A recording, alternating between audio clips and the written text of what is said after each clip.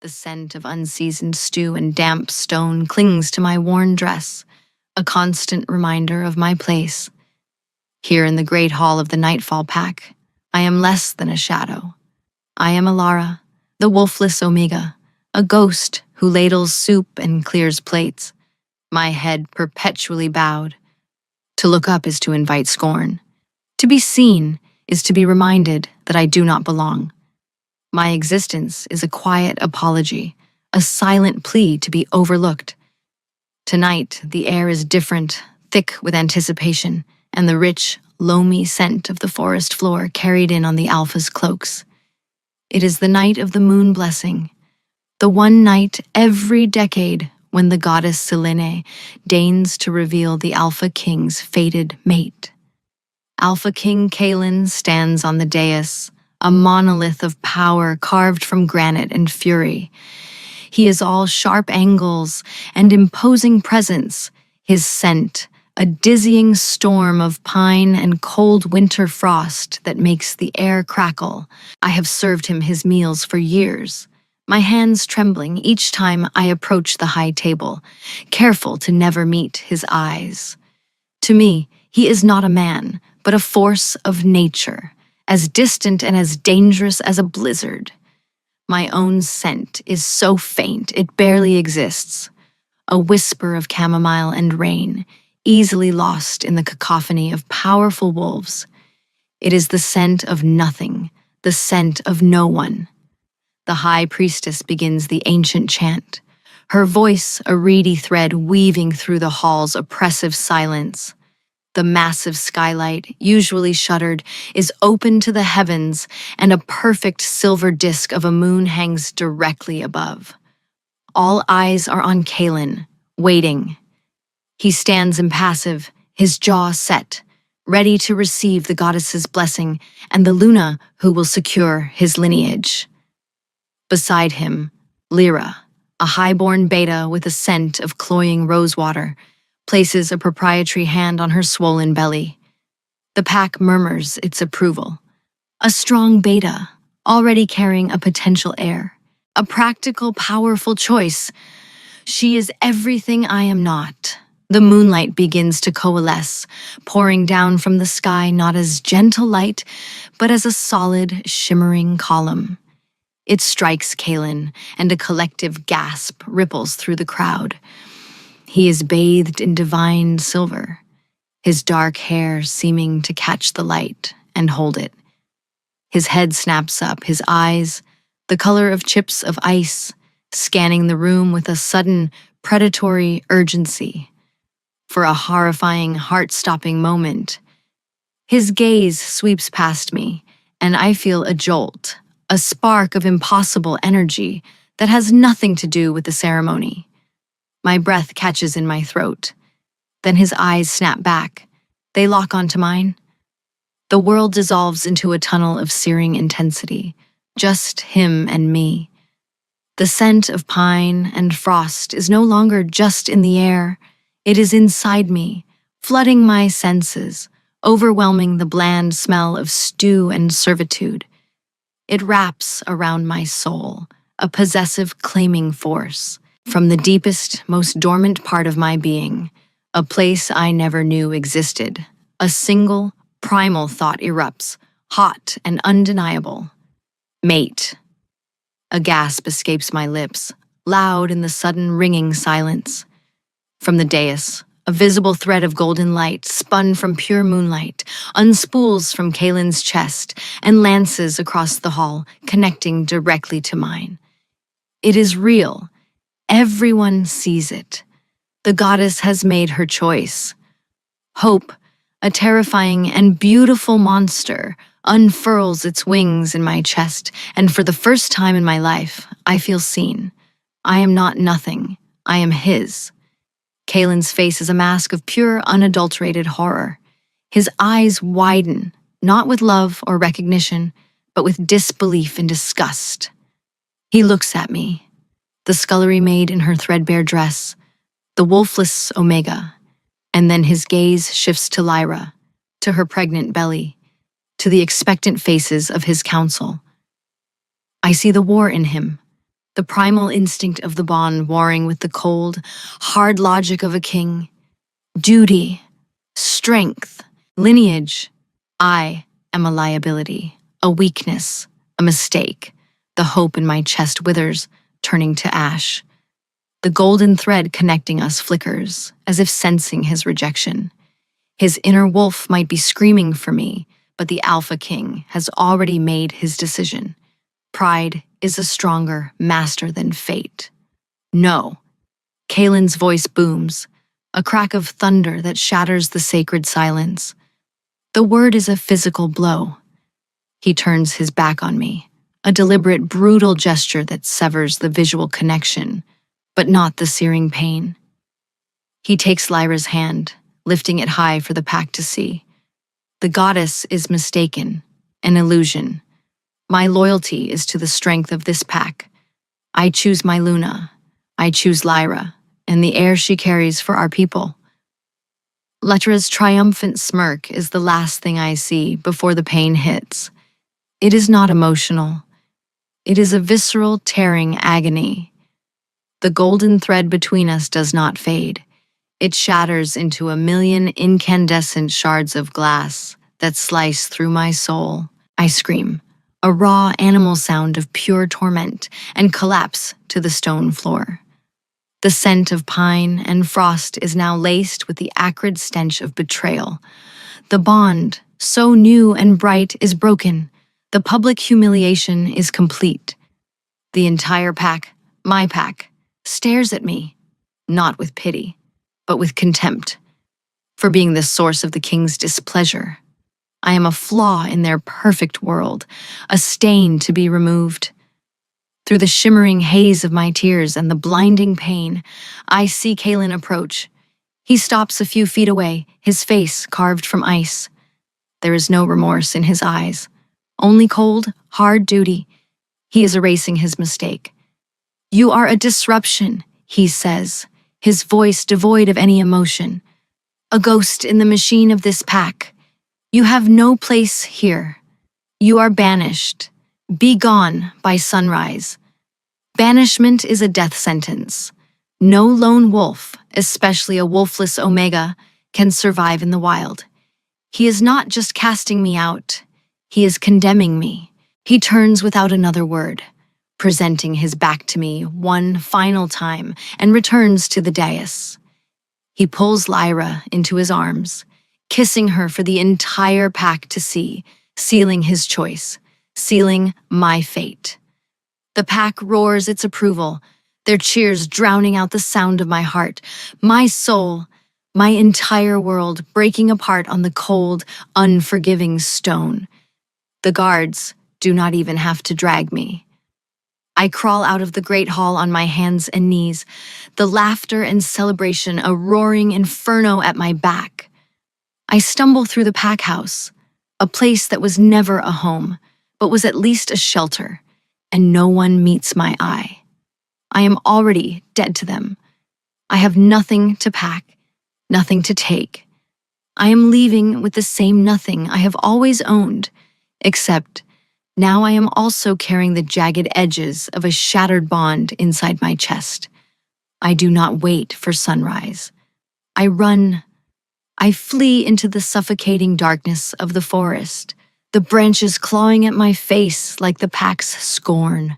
Each step is a fresh wave of agony as the distance between me and my broken mate grows. The cold night air burns my lungs, but the cold in my soul is infinitely worse. He cast me out. He chose another. He humiliated me in front of the world. And the most twisted part of it all is the small, treacherous voice of the bond that even now, broken and bleeding, whispers his name into the dark. Kalen. The forest is a living entity of teeth and shadows. Every snap of a twig is a feral creature stalking me. Every gust of wind sounds like the mocking laughter from the great hall. For days, I wander, fueled by a grief so profound it numbs the hunger in my belly and the biting cold in my bones. The pain of the rejected bond is a constant physical presence. It is a hollow ache in the center of my chest, a phantom limb that perpetually throbs. Sometimes it sharpens into a blade, twisting with such intensity that it drops me to my knees, a gasp tearing from my throat. It is the feeling of being halved, of a vital part of my own soul existing somewhere else, in contempt of me. I forage for berries that are bitter on my tongue and drink from streams so cold they make my teeth ache. I sleep in hollow logs, curled into a tight ball, shivering from more than just the dropping temperatures. I am prey. I can scent the feral wolves, the lone hunters cast out from other packs for their crimes, and their scents are of rot and ravenous hunger. They are drawn to my weakness, to the scent of my despair. I spend my nights listening to their howls, my heart hammering against my ribs, a frantic drumbeat counting down my last moments. One night, huddled beneath the roots of a great oak as freezing rain soaks through my thin dress, I hit the bottom. The hunger is a gnawing beast inside me. The cold has seeped into my very marrow. The pain of the bond is a relentless tormentor, whispering of his warmth, his strength, his scent of pine and winter. It whispers of everything I can never have. It would be so easy to just stop, to lie down in the mud and the rain and let the cold take me, to let the ferals find me, to simply cease to exist. Death feels like a mercy, a gentle release from this unending suffering. My eyes drift closed. The forest floor is surprisingly soft. The rain sounds like a lullaby. Peace begins to settle over me, a dangerous, seductive calm. This is the end. And then something shifts. Deep within the hollow space in my chest, a flicker. It is not the bond. It is something else, something ancient and mine. A spark of defiance in the face of absolute despair. A voice, not my own, but from within me, whispers a single, guttural word. Survive. My eyes snap open. The word echoes in the core of my being. It is not a plea. It is a command. It is a raw, primal instinct I did not know I possessed. It is the first stirring of a beast I was always told I lacked. My wolf. Or something like it. Anger, hot and pure, surges through me, chasing away the cold. Anger at Kalen for his cruelty, anger at the pack for their scorn, anger at myself for almost giving up. I will not die here. I will not die a forgotten wolfless omega in the mud. I push myself up, my limbs screaming in protest. The rain plasters my hair to my face, but I bare my teeth at the howling wind, a silent promise to the uncaring forest. He may have cast me out, but he does not get to decide if I live or die. I will survive. I will endure. And one day, I will be more than just the girl he threw away. That spark of defiance becomes a flame, a tiny, precious fire in the frozen wasteland of my soul. It is not much, but it is enough. It is a beginning. 3 years is a lifetime. 3 years of hunger, of cold, of being hunted. 3 years of listening to that quiet, insistent voice inside me. Survive. Stronger. Keep moving. The pain of the bond never leaves, but it changes. It is no longer a blade of fresh grief, but a whetstone against which I sharpen my will. The memory of Kalen's face, the ice in his eyes, the triumph in Lyra's, becomes fuel. I do not run from the ferals anymore. I learn their patterns. I learn to hide, to climb, to set crude traps. I learn to kill rabbits with sharp stones, to skin them with shards of flint. I become as wild and as tough as the forest that was meant to be my grave. My journey takes me north, across jagged mountains and through desolate swamps. I am following a pull I do not understand, a sense of sanctuary that lies somewhere beyond the horizon. One day, after months of relentless travel, I stumble out of a dense, fog-choked forest and into a valley bathed in impossible sunlight. The air here is different. It smells of warm stone, sun-baked earth, and a strange, clean energy that soothes the constant ache in my chest. This is the Sunstone Valley, a place of myth, home to a pack thought to be extinct for centuries. The Sunstone Pack finds me collapsed at their border, delirious and starved. They are unlike any shifters I have ever seen. Their eyes hold a golden light, and their presence feels like the warmth of the sun on your skin. They are wary, their scents a mix of caution and curiosity. They bring me to their leader, an elder named Anya. Her face is a map of wrinkles, her eyes the color of molten gold, and she gazes at me with an unnerving wisdom. She does not see a pathetic, wolfless Omega. Her gaze seems to pierce right through my skin, to the flickering flame I have nurtured in my soul. "You have a shadow over your heart, child," she says, her voice like the rustle of dry leaves. "But there is a fire in you as well, a sleeping sun." They take me in. They give me food and a place to sleep, but they offer no pity. Here, worth is earned. They give me a training knife and point me toward the practice yard. The first few weeks are brutal. I am weak, clumsy.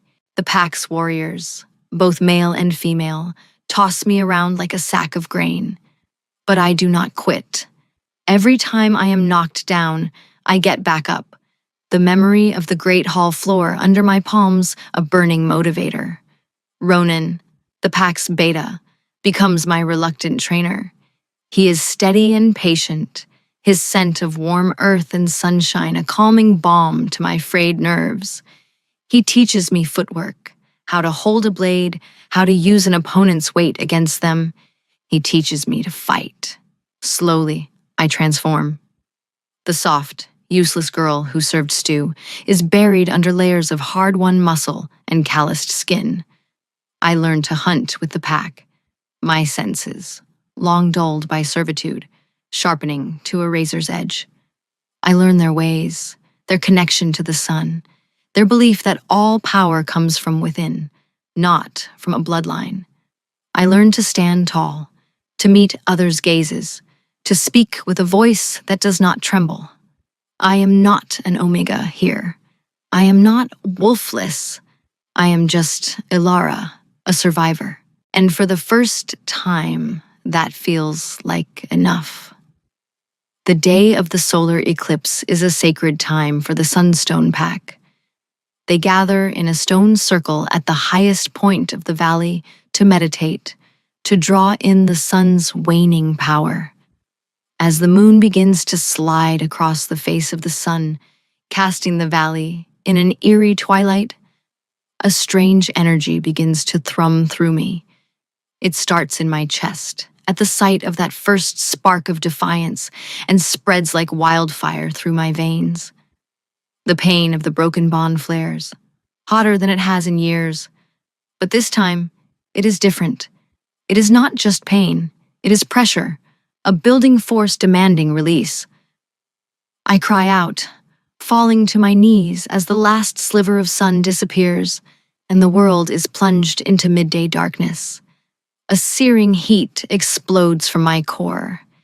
It is an agony that dwarfs even the memory of Kaelin's rejection, but it is a cleansing fire. It is not breaking me, it is reforging me. I feel my bones shifting, reshaping. The pack gasps, their golden eyes wide with shock and awe. Anya is chanting, her voice rising to a crescendo. A howl rips from my throat, a sound I have never made, a sound I was told I was incapable of. It is not the howl of a common wolf. It is clear and pure and powerful, filled with the silver light of the moon itself. The transformation is excruciating, but swift. When the light returns, I am no longer on my knees as a human. I stand on four paws, my body sleek and powerful. I am a wolf. But not just any wolf. My fur is not brown or black or gray. It is the color of spun moonlight, a luminous, ethereal silver that seems to glow with its own inner light. I look at my reflection in a polished standing stone and see eyes that are no longer a plain, fearful brown, but pools of liquid silver. I am not wolfless. I was never wolfless. I am a lunar wolf, a creature of legend, a myth made flesh. My power was never absent. It was dormant, bound by the rigid hierarchy of the Nightfall Pack and waiting for the right catalyst, the breaking of one bond and the forging of a new self, to awaken. In that moment, I understand. My lineage is not one of weakness, but of immense, forgotten power. A power tied not to a pack, but to the goddess herself. I can feel her now, a gentle, humming presence in the back of my mind, a quiet approval. My daughter. The whispers of my inner beast are no longer faint. She is awake, she is me, and she is magnificent. The revelation changes everything. I am no longer Ilara, the refugee. I am Ilara, the moon-touched, the sunstone pack, who revere the balance of sun and moon. Look at me with a newfound reverence. My silver fur and unique abilities, which soon manifest, become a symbol of hope for them.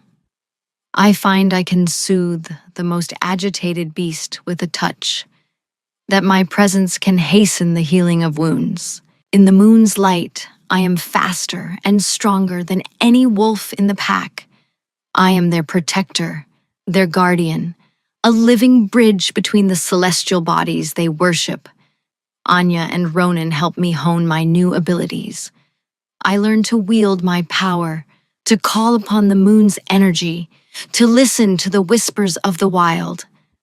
I lead the hunts, my preternatural senses guiding us. I defend our borders, my silver form a terrifying specter to any intruders. I earn my place not through birth or fate, but through strength and dedication. I have a home, I have a family, I have power. I am no longer the girl who begged for a scrap of belonging. I am a woman who commands respect. The constant ache in my chest remains, a ghostly scar, but it no longer defines me. It is just a part of my past, a past I have finally outrun. Or so I believe. My wolf howls. She howls for her. The sound is not made with my throat, but with my soul, a constant, grating scream of agony and loss that has been my only companion for 3 years. Mate, ours, find her. The words are a vicious, unending chorus clawing at the inside of my skull. I am Kalen, Alpha King of the Nightfall Pack, and I am living in a hell of my own making. My hand tightens on the arm of my throne, the carved wood groaning under the pressure. Below me, the pack goes about its business, but the energy is wrong. The vitality is gone. It has been gone since the night I broke us. The rejection of a fated bond is not a clean cut. It is a festering wound that poisons everything. It poisoned me, and through me, it is slowly killing my pack. I have not had a full night's sleep in 3 years. I lie on my furs, and all I can smell is the ghost of her scent, chamomile and rain, a scent I barely registered when she was here, but which is now seared into my memory. My wolf paces the cage of my mind, relentlessly, endlessly, wearing down my sanity. Food is tasteless, victories are hollow. My alpha power, once an unshakable mountain, now flickers like a dying candle flame. My commands sometimes lack their usual bite, and I see the flicker of doubt in my warrior's eyes. Lyra sits beside me, her scent of roses now a cloying, sickly sweet perfume that grates on my senses. She gave me an heir, a boy named Marcus. He is a fine, healthy wolf, but he is not the child of my fated mate.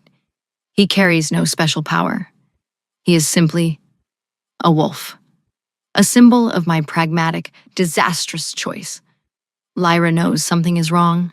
She sees the distance in my eyes, feels the lack of heat in my touch. She thinks it is the pressure of being king. She has no idea that every moment I spend with her is a betrayal to the half of my soul I threw away. My wolf hates her. Wrong. Not her.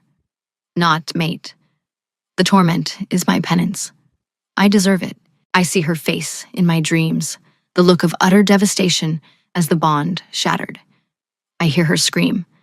I feel the echo of her pain, a constant, dull throb that mirrors the howling of my own beast. I was a fool, a proud, arrogant fool. I saw a wolfless omega, a political inconvenience, and I threw away the goddess's greatest gift. I chose duty over destiny, and my punishment is to rule over a kingdom that is slowly turning to dust in my hands, forever haunted by the ghost of the woman who should be my queen. The worst part is the not knowing. Is she alive? Did she survive the wilderness I condemned her to? The thought that she might be dead, that I might have killed her, is a torment worse than any other. Find her, my wolf growls, a low, guttural promise of violence if I continue to fail him. Find our mate, Ilara. Her name is a prayer and a curse on my lips. I am the Alpha King, a being of immense power, and I am being brought to my knees by the memory of a girl I deemed worthless. The irony is a blade that twists in my gut every single day. In the sun-drenched valley, my life finds a new rhythm. It is a rhythm of peace, of purpose. A large part of that peace is Ronan. He is the antithesis of the storm that was Kaelin. Where Kaelin was ice and command, Ronan is earth and patience. He never pushes, never demands. He simply is. A steady presence at my side, a warm smile, a hand on my shoulder when the shadows of my past grow too long. His scent of sunshine and rich soil is grounding, a constant reminder that I am here, now, in a place of safety. You're thinking of him again, he says one evening. We are sitting on a ridge overlooking the valley, watching the sun bleed orange and purple across the sky. He does not say Kaelin's name. He never does. It's not a thought, I reply, my voice quiet. It's a scar. It always aches before a storm. Ronan nods, his golden eyes filled with an understanding that asks for no explanation. Scars remind us we survived. He gently takes my hand, his fingers warm and calloused, lacing through mine. It is a simple gesture, but it feels more real than any grand pronouncement. There is no searing jolt of a fated bond, no possessive claim. There is only warmth, comfort, and choice. He makes it clear, in 100 small ways, that he wants me. He leaves a rare sun-petal flower on my doorstep. He saves the best cut of meat for me after a hunt. He spars with me for hours, pushing me to be stronger, his pride in my progress genuine and freely given. He represents a future I never thought possible, a peaceful life, a chosen love, a family built on respect, not on a chaotic, demanding fate. He is the safe harbor to my storm-tossed past. And though my inner wolf still holds a primal, painful loyalty to the one who broke her, my human heart yearns for the peace Ronan offers. She sees him as a friend, a pack mate. Not mate, she grumbles quietly, a low rumble of discontent. But she is quieter these days, soothed by the valley's calm. Perhaps, I think, this is what healing feels like. Choosing a quiet love over a destructive destiny. The first reports are whispers on the wind, carried by frantic birds and panicked rogues fleeing the northern territories. Something is moving in the shadows, something ancient and hungry. Then, the first body is found on the edge of the Blackwood, a pack bordering Kaelin's lands. The wolf is desiccated, a dried husk, his life force seemingly vacuumed from his body. The scent left behind is one of old dust, deep earth decay, and a chilling, profound emptiness. The shadow weavers. They are creatures from bedtime stories, formless beings of darkness that feed on the life force of shifters, drawn to power like moths to a flame. They have not been seen in centuries. Their re-emergence sends a ripple of fear through all the packs. The attacks become more frequent, more brazen. They strike at the edges of territories, dragging lone sentries into the darkness, leaving nothing but drained corpses behind. They are a tide of creeping dread, an enemy that cannot be fought with tooth and claw. Kalen's pack is hit the hardest. His weakened kingdom, already unstable from his broken bond, is a prime target. His warriors are strong, but their morale is low, and their alpha's fractured spirit leaves them vulnerable. The shadow weavers sense the discord, the weakness, and they press their advantage. Kalen's lands begin to shrink, his people living in a constant state of fear. The reports that reach our valley are grim. The great Alpha King, the one who cast me out for being a weakness, is failing. His pack is bleeding, and he is powerless to stop it. A grim, bitter satisfaction flickers within me, but it is quickly extinguished by a deeper, more urgent fear. These creatures are drawn to power, and I, the last lunar wolf, am a beacon of power unlike any other. Sooner or later, the shadows will turn their hungry eyes toward my sun-drenched home. The summons comes on the wind, a formal call carried by the fastest envoys from a neutral pack. A grand council is to be held. Every alpha from every surviving pack is called to attend, to form a united front against the encroaching darkness. The Sunstone pack has remained hidden for centuries, but Anya knows that hiding is no longer an option. The Shadow Weavers are a threat to all life. "You must go, Ilara," she says, her golden eyes serious. They will not listen to an old woman they thought was a ghost, but they will listen to the moon-touched guardian. You are the living embodiment of a power they have forgotten. You will speak for the Sunstone Pack. Ronan and a cadre of our 5 strongest warriors are to accompany me. The thought of leaving the valley fills me with anxiety, but the thought of facing him again is a cold knot of dread in my stomach. 3 years. I have built a new life, a new self. I am not the broken girl who fled in the night. I am an alpha in my own right, a leader, a warrior. I repeat this to myself like a mantra as we travel. My silver wolf, a silent, powerful presence beneath my skin. We are not weak. He has no power over us. The council is held in the Ironwood Glade, a neutral territory of ancient, petrified trees. As we arrive, I can feel the tension, a thick miasma of fear and aggression from the assembled packs. I dismount from my horse, Ronan at my side, our warriors fanning out behind us. I pull the hood of my cloak down, and a wave of gasps ripples through the clearing. My silver-white hair, a mark of my lunar heritage, even in human form, seems to capture the dim light.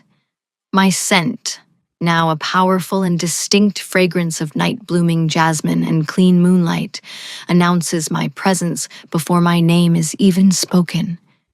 Then I see him. He stands near the central council stone, surrounded by his guards. He looks diminished.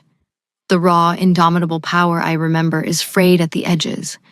There are shadows under his eyes, and his face is leaner, harsher. But he is still Kalen. The scent of pine and winter frost hits me, and despite myself, my breath catches. It is the scent of my deepest wound. His head snaps up as if he felt my presence. His icy eyes scan the new arrivals, and then they land on me. He freezes. Time seems to stop. The cacophony of the glade fades into a dull roar. I see the shock on his face, the utter disbelief. He is not looking at the Omega he banished. He is looking at a woman flanked by warriors, her posture radiating a quiet, unshakable authority. He is looking at a ghost he thought long dead, returned as a queen. The moment our eyes lock, the world explodes. The dormant, scarred bond between us ignites with the force of a supernova. It is not a gentle warmth. It is a violent, excruciating conflagration. For me, it is the old, soul-deep agony mixed with the fierce, protective power of my wolf. He who broke us, she snarls in my mind, a wave of fury rising within me. He who made us suffer. The urge to lash out, to show him the pain he caused, is a physical force. For him, I can see it on his face. It is something else entirely. It is a tidal wave of relief so profound it almost brings him to his knees, followed by a tsunami of self-loathing and desperate, agonizing hope. His nostrils flare, taking in my scent, and his eyes, those chips of ice, seem to melt, to plead. His wolf, I can feel it even from across the glade, is howling his victory and his despair. Mate! She is alive! Mate! I break the gaze first, tearing my eyes away with a force of will that leaves me trembling. I turn to Ronan, anchoring myself to his steady presence, his scent of warm earth a shield against the blizzard of Kalen's. I give a curt nod to the Alpha hosting the council and move toward the seat designated for the Sunstone representative, my movements stiff and controlled. I can feel Kalen's eyes on me, a burning weight on my back. The battle has not even begun, and I am already fighting a war on a front I thought I had long since abandoned. The council meeting is a chaotic mess of posturing and fear. Alphas roar and beat their chests, each proposing a strategy that protects their own territory while offering little in the way of a unified solution. I remain silent, listening, my patience wearing thin. Finally, the host Alpha turns to me. "You are the one they call the moon-touched guardian," he says, his tone a mixture of skepticism and awe. "The Sunstone Pack has been a myth for generations. What knowledge do you bring?" I stand, my voice clear and steady, betraying none of the turmoil raging within me. "The Shadow Weavers are not an army to be fought, but a plague to be cleansed," I begin. "They are drawn to the discord among us as much as to our individual power. They feed on fear. Your strategies of isolated defense are precisely what will doom us all." I outline a plan for coordinated strikes, for using lures and magical wards that the Sunstone Pack has preserved. I speak of the Weaver's weaknesses, of their connection to celestial cycles. My voice carries an authority that silences the bickering alphas. I am not offering an opinion. I am stating facts. Throughout my speech, I am acutely aware of Kalen. He watches me, his expression a raw, open wound. He is not looking at a strategist. He is looking at the woman he threw away, a woman who now holds the key to their collective survival. The bitter irony is a taste I am sure we both share. When I finish, a murmur of respect goes through the crowd. My plan is sound, my knowledge undeniable. After the council breaks for the evening, he approaches. I feel him coming before I see him, the air growing colder, the scent of pine more intense. Ronan instinctively steps closer to me, a silent, protective barrier. "Ilara." Kalen's voice is a raw, gravelly thing, a sound I have not heard in 3 years. It sends an involuntary shiver down my spine. I turn slowly, schooling my features into a mask of cold indifference. Alpha Kalen, I say, my tone formal. Clipped. I give him the title, creating a chasm between the king on the dais and the girl on the floor. Do you have a question regarding the proposed strategy? The professionalism of my question seems to stun him. He flinches as if struck. Strategy? Ilara, He takes a step closer, his hand half reaching for me before he lets it drop. I thought you were dead. Your assumptions have never been a reliable source of information, I reply, my words as sharp and cold as shards of ice. I see the hurt flash in his eyes, and a cruel, satisfied part of me rejoices in it. Let him feel a fraction of the pain I endured. If you have nothing further to add to the War Council, I have matters to discuss with my own pack. I turn my back on him, a mirror of the gesture he made to me all those years ago, and walk away. Ronan falls into step beside me, his presence a solid wall. I do not look back, but I can feel Kalen's gaze burning into me, a desperate, hopeless plea in the gathering dark. The power dynamic has been utterly, completely inverted. He is now the one left standing alone in the cold, and I am the one with the power to walk away. The victory feels bitter and hollow. The Council's decision is unanimous.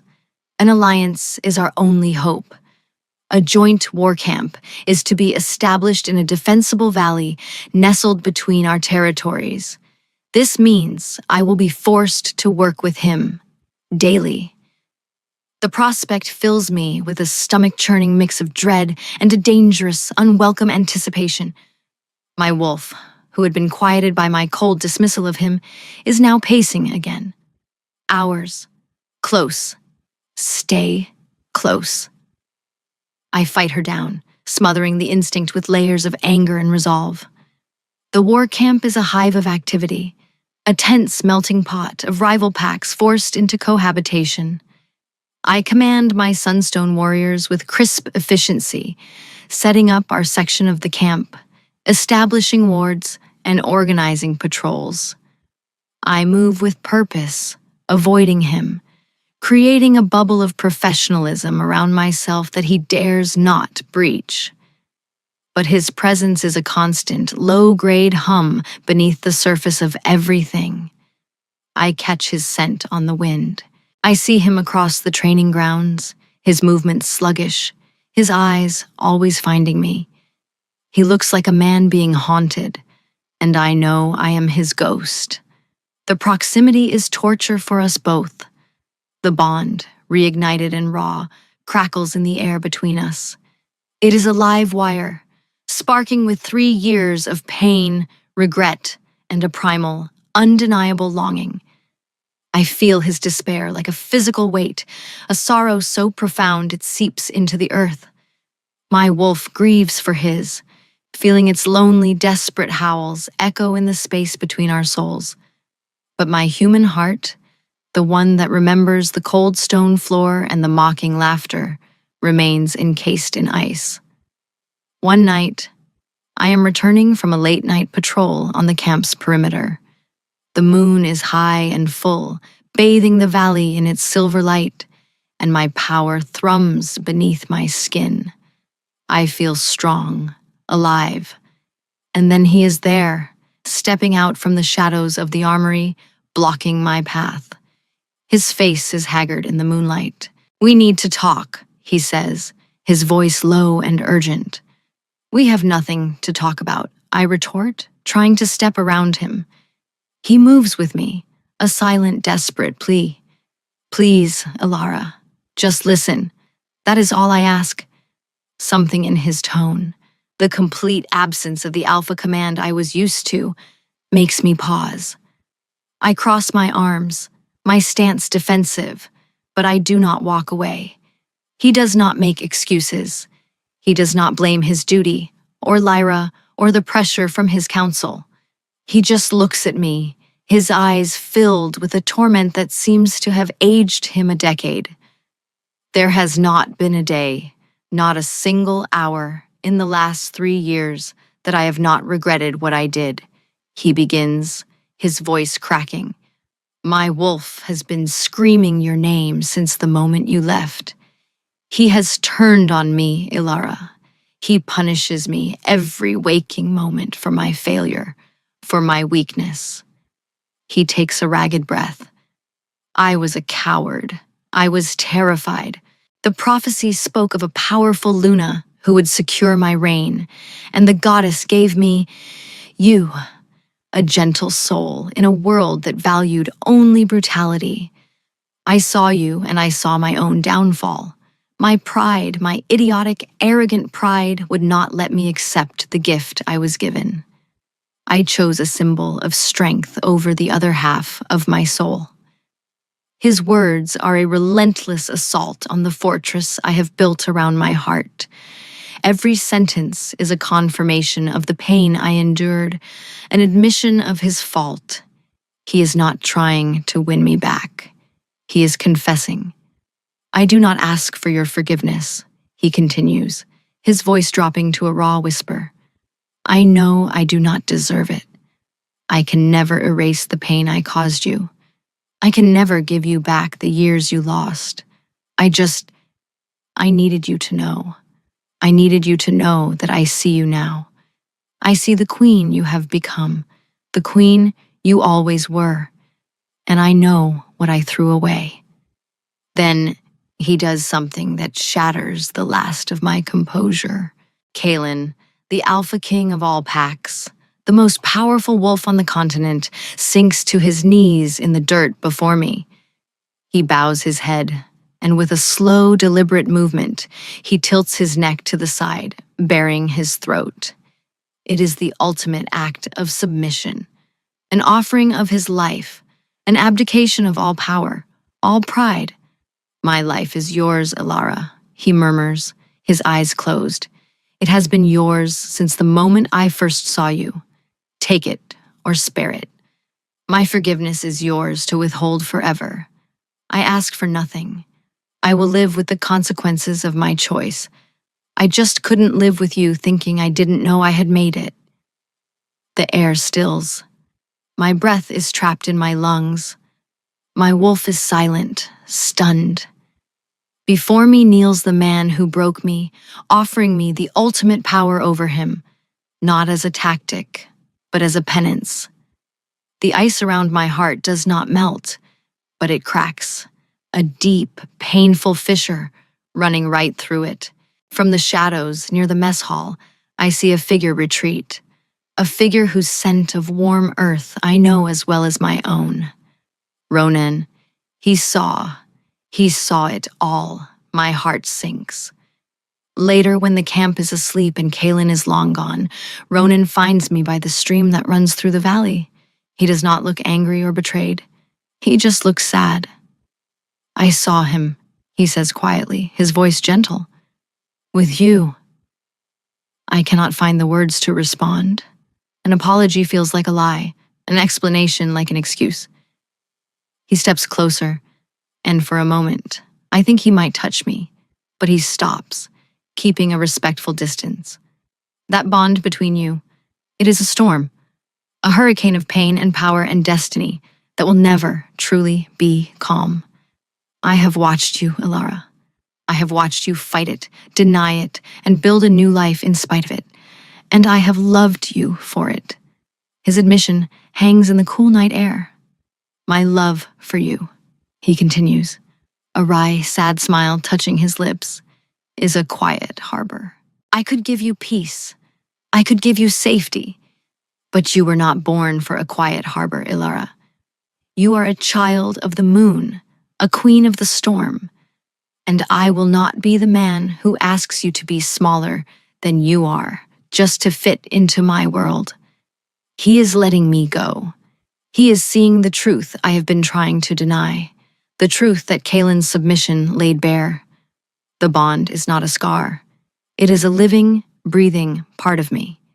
He may not deserve you, Ronan says, his golden eyes meeting mine with profound kindness. But he is your destiny. My place is here, with my pack.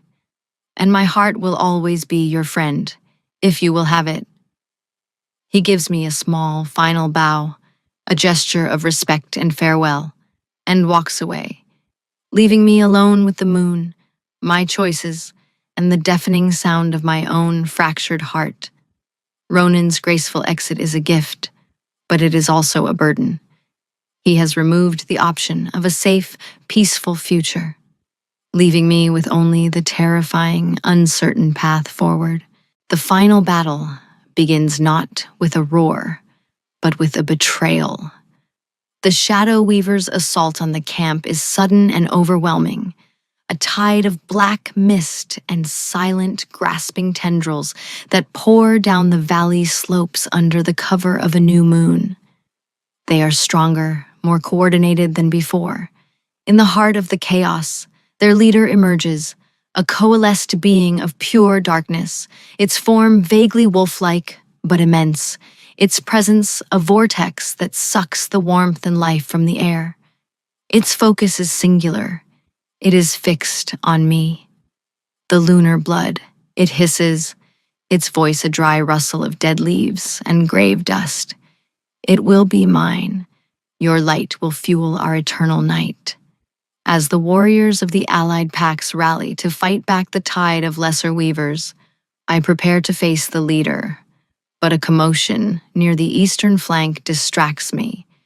It is Lyra. She is screaming, pointing at me, her face contorted with years of festering jealousy and fear. She is the one you want, she shrieks at the Weaver leader. Take her. She is the source of the power. Take her and leave us in peace. A group of Nightfall warriors loyal to her tried to seize me, to offer me up as a sacrifice. Before they can reach me, Kalen and his own loyal guard intercept them. He does not even look at Lyra. His eyes are only for me and for the monstrous shadow creature advancing on my position. The look on his face is not one of a king or a strategist. It is the raw, primal look of a male protecting his mate. The Weaver leader ignores the lesser squabbles of the wolves. It lunges, not with claws, but with a bolt of pure shadow energy. A lance of anti-life aimed directly at my heart. There is no time to dodge, no time to raise a shield of my own. I brace for the impact, for the cold, draining end. But the blow never lands. Kalen moves faster than I have ever seen him move. He throws himself in front of me, his body a living shield. The bolt of darkness strikes him square in the chest. He cries out, a sharp, guttural sound of agony, and the scent of pine and frost is suddenly tainted with the foul stench of decay. He stumbles back, his eyes wide with shock, a web of black, necrotic veins spreading from the impact point across his chest. The wound is not physical, it is spiritual. The Weaver's magic is devouring his life force from the inside out. He collapses to his knees, his strength failing. Yet, even as he falls, his eyes are on me, filled not with regret for his sacrifice, but with a fierce, burning relief that I am safe. It was not a calculated move. It was not a plea for forgiveness. It was pure instinct. Protect. Ours. Protect. For the first time, his heart and his wolf are in perfect, selfless unison. Seeing him fall, seeing him sacrifice himself for me without a moment's hesitation, breaks something open inside me. The last of my carefully constructed walls, the final sheet of ice around my heart, shatters into a million pieces. All the bitterness, all the anger, all the pain of the last 3 years evaporates in a rush of overwhelming, agonizing love. My human mind, which had clung to its righteous anger, and my inner wolf, who had never given up on him, finally speak with one voice. Ours. Heal him.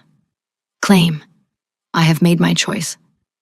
Not because he knelt, not because he begged, but because in this one, final, selfless act, He proved he was the man worthy of the bond. He was the mate my soul had been crying for. I rushed to his side, dropping to my knees in the blood-soaked mud. The black veins are spreading across his skin, his breathing growing shallow, the light in his eyes dimming. The Weaver leader looms over us, savoring its victory.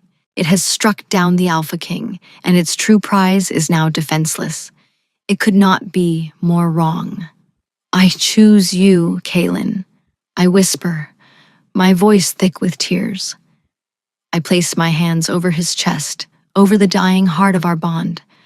I don't just push my power into the wound. I push my very essence, my soul, my acceptance into the broken, frayed thread that still connects us. I choose you, then, now, and always. The bond, which had been a source of agony for so long, snaps into place. It is not a gentle reconnection. It is a cataclysm. A blinding flash of silver and gold light erupts from us, throwing the Weaver leader back. A wave of power, so immense it shakes the very foundations of the valley, floods my being. It is his raw, untamed alpha strength, the power of the earth and the storm, now intertwined and magnified by my celestial lunar magic, the power of the tides and the moon. We are no longer two halves of a whole. We are one. Kaelin gasps, his eyes flying open. The black veins retreat, consumed by the silver light pouring from my hands. Color returns to his face. Strength floods his limbs. He gets to his feet, not shakily, but with a power that dwarfs anything he possessed before. He looks at me, and his eyes are filled with an awe and love so profound it steals my breath. I rise to stand beside him, our hands finding each other, our fingers lacing together. Our combined aura is a blinding inferno of white gold light. We turn to face the Shadow Weaver leader. It recoils, hissing, its form flickering as if our light is physically painful to it. We do not need to speak, to strategize. We move as one. I raise my hands, and a torrent of pure, concentrated moonlight pours from me, a river of silver fire. Kaelin stands his ground, a conduit, his alpha power taking my magic and giving it form, substance, and devastating force. The moonlight is no longer just a cleansing light. It is a spear, a sword, a tidal wave of righteous destruction. The Weaver leader shrieks as the light hits it, its shadowy form dissolving like smoke in the wind. The lesser Weavers, their anchor destroyed, disintegrate into dust, their chilling presence vanishing from the world. The battle is over. Silence falls over the valley, broken only by the weary gasps of the warriors staring at us in stunned, reverent awe. In the aftermath, justice is swift. Lyra and the handful of warriors loyal to her are brought before the Council of Alphas. For her treason, which endangered every pack, the sentence is exile. Stripped of her rank and status, she is cast out, a fate she ironically escapes only because of the mercy I learned in my own banishment. I feel no triumph, only a quiet pity for a woman so consumed by fear she chose darkness. Kaelin, standing before the assembled alphas, his hand never leaving mine, does something unprecedented. The title of Alpha King, as a sole ruler, is a relic of a flawed past, he declares, his voice ringing with a new, quiet authority. It led me to value pride over wisdom, power over partnership. I will no longer rule alone. He turns to me, his gaze soft. I propose a new way, an Alpha King and a Lunar Queen, ruling as equals, a balance of sun and moon, of earth and sky. There are no objections. The packs have seen our combined power. They have witnessed the end of the Shadow Weavers. They have seen a king humbled and a queen rise. They roar their approval, a sound of hope for a new era. 6 months later, I stand on the grand balcony of the Nightfall Great Hall, the very place my world was shattered. The stone is no longer cold and unforgiving. It is just stone. Below, the pack cheers, not just for Kaelin, but for me, for their queen.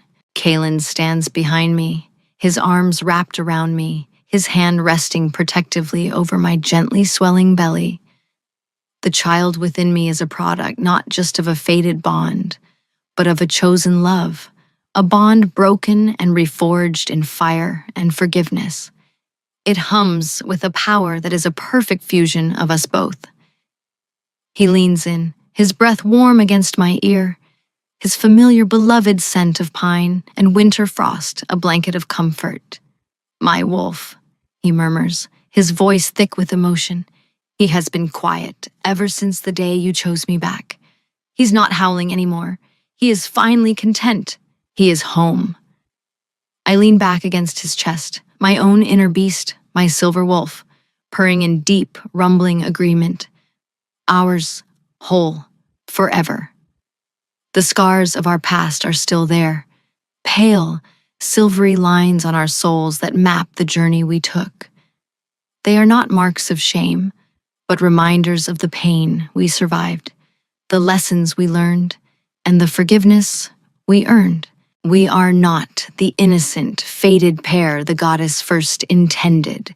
We are something more. We are scarred, we are tested, and we are finally, irrevocably whole.